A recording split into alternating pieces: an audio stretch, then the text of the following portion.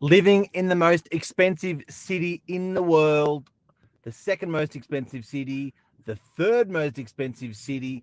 Is it worth it? Stay tuned. We're going to talk about it.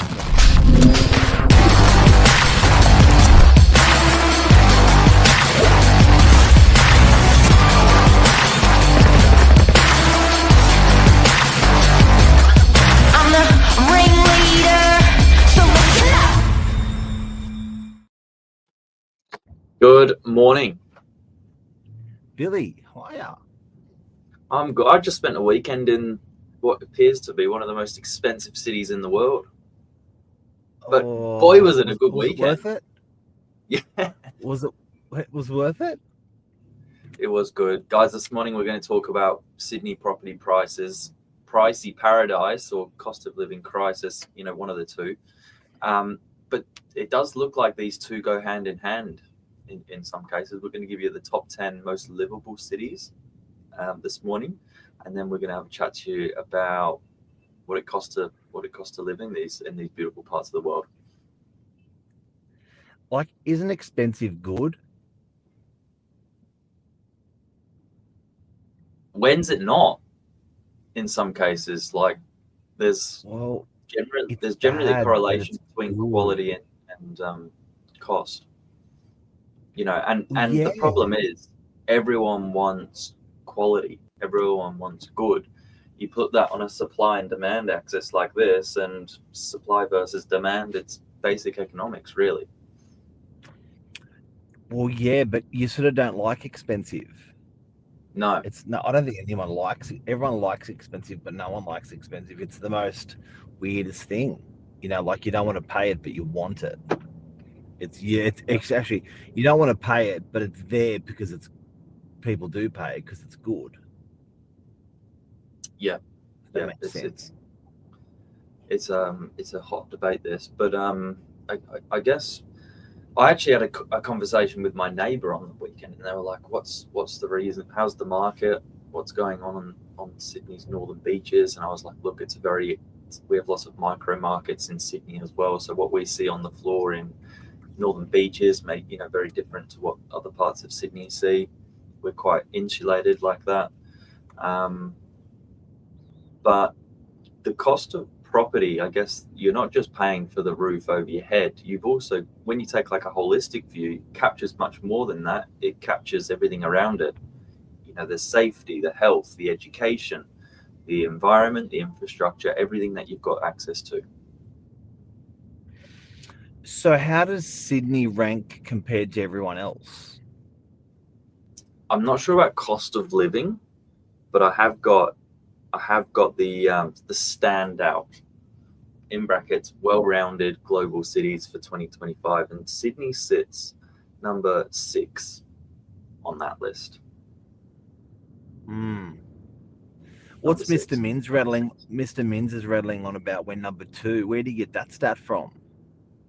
I think there's a lot of ways you can cut the cake with this, but there are consistent top 10 players, and the top 10 players are below. Number 1, in no particular order, because I think this list changes, Copenhagen, Denmark.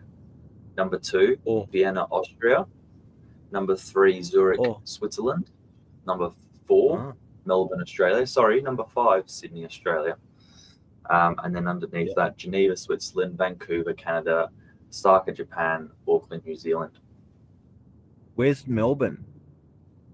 Melbourne sits one above us, number 4.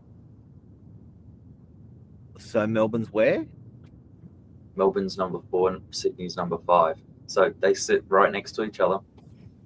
So Melbourne's more expensive than Sydney with property prices? No, not Sydney. Not property prices. That's just the most livable cities in the world. Oh, livable. Okay, got it. Because I saw in the news, Mr. Minns is saying the most expensive cities in the world, number 2 is Sydney. Wouldn't surprise me. They go hand in hand, I think.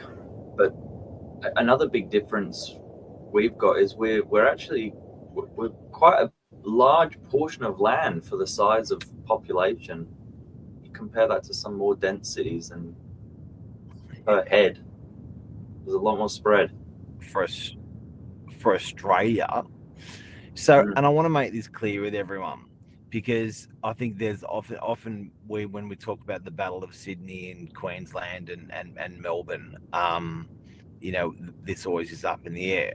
If Sydney is number two most expensive city in the world, and you're looking at these ones that you've just referenced, Billy, livable cities in the world, I think that people value education in no particular order. They value security, as in political stability, being able to walk down the street and be secure, letting your kids go ride a bike to the local shops. Security is probably the number one value. Medical, that you are looked after medically, and in reasonable response times and reasonable costs. Yeah. And then education, number three. So number three is that being able to educate your kids fairly easily out of with reasonable dollars. Like education can cost up to $1 million in some countries in the world for a medical degree. So I think that then there's the thing I've always rattled on about is climate. Being a good climate, aesthetically beautiful, having the harbour around you. No wonder Sydney is expensive, but I believe expensive is good. But I also believe, for those reasons that we've just mentioned, that's why it's expensive. But then also, I think there's a duty there to be, to provide affordability to the community, which we've really, I think, as Australians, particularly New South Wales, has really tried hard with rezoning in the last 12 months to bring that affordability into the market. But it seems to be proving really hard. Well, I've got an important line to add here, and it's that what's considered best for a young professional might be different for a retiree, and then for a parent, and then for a student or an investor. So Yeah. people are shifting their money. We're seeing it. We're seeing it a lot. People are moving their money into state for their own reasons. Yeah. Yeah, we're seeing investors move their money. We're seeing first-home buyers move their money. Well, it seems to be a little bit of a trend, and because it always saddens me when people leave Sydney, because I think it's going to be harder for them to get back, but often they're not coming back. But it's a pretty good sort of love story with property where they can work hard, put their kids through school, ride a really nice property wave, and then go to a cheaper place in maybe regional Australia, or regional Sydney, or regional New South Wales, or Queensland, or Victoria. It's a nice story that property did that for people, and maybe that's the mechanism. Maybe Sydney's not the forever. Let's live here and retire here and bring our kids here. It's a transition for people where they just ride that property wave. Yeah, it's definitely different for different people. Not suggesting that Sydney is the only nice place to live, because there's there's a lot of nice places to live. But there you go. It's a great topic. It's a great topic. Yeah, and you got some comments there, Mr.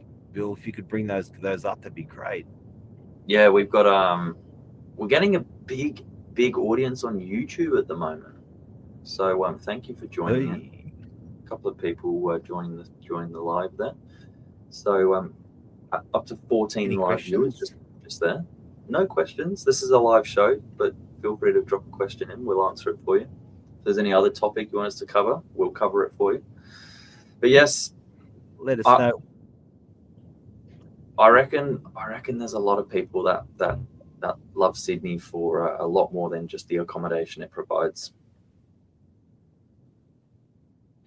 And well done to Sydney.